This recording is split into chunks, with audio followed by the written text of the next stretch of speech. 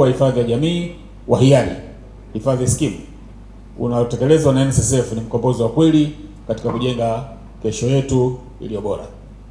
Mfumo huu unawapa fursa ya kipekee wafanyakazi wa sekta binafsi na wale waliojiajiri wenyewe kujiwekea akiba kidogo kidogo kwa kadri ya uwezo wao.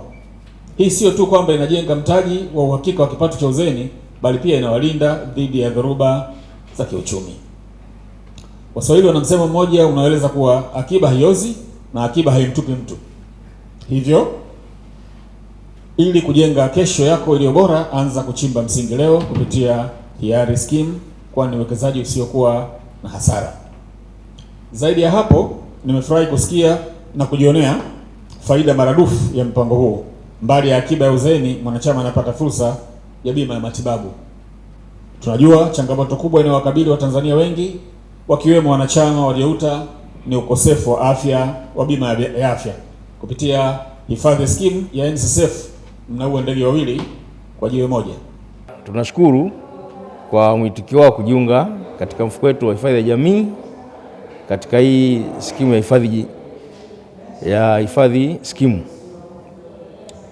Ni mategemeo yetu sasa, baada ya kumaliza hii semina, watapata zile kadi zao za NSSF na namba zao za wanachama, na wataendelea kuchangia kila mwezi kwa ajili ya kupata mafao yao ambao ni mafao mbalimbali yanayotolewa na mfuko wa taifa wa hifadhi ya jamii NSSF.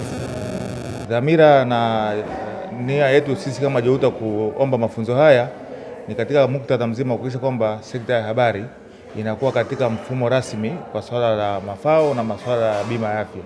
NSSF kupitia hifadhi scheme imekuwa ikitoa huduma hiyo ya bima ya afya kwa mtu mmoja mmoja ambaye atachangia 30,000 kwa mwezi, lakini na mafao yake 20,000 yanakuwa ni sehemu ya mafao.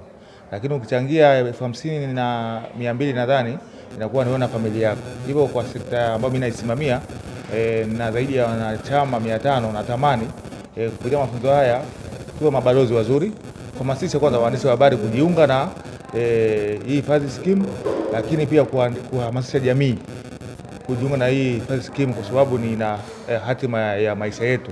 Sio tunafanya kazi bila kuwa na kuweka mafao yetu, lakini pia na uhakika wa matibabu.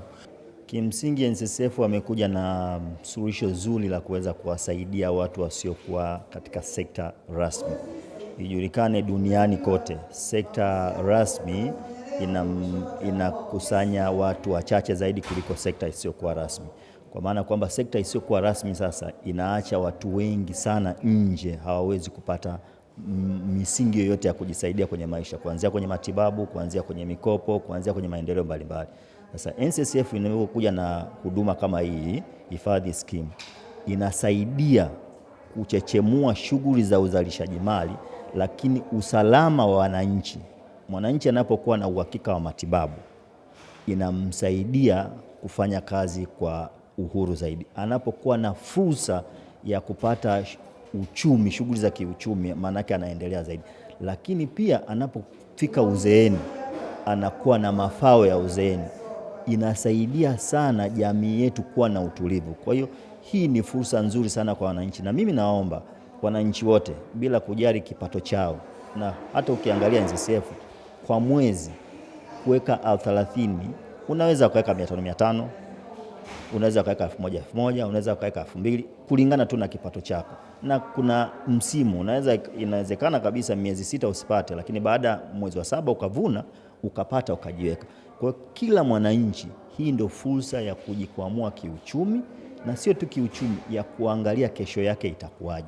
NSSF hifadhi scheme ni mfumo ambao NSSF wametuletea. Tulishazoea kwamba ili kuchangia kwenye mafao ya jamii, ina maana lazima uwe katika ajira rasmi. Lakini NSSF wameliona hilo, wameona waandishi wa habari na vikundi mbalimbali, wengine hawako kwenye ajira rasmi, wengine ni washauri, wengine wanafanya kazi wanalipwa labda kwa wiki, kwa nini. Kwa ina maana hii itaenda kutusaidia sasa kuweka na sisi kuhifadhi pesa zetu. Wanasema kesho yako ili iwe nzuri inatakiwa ianze leo.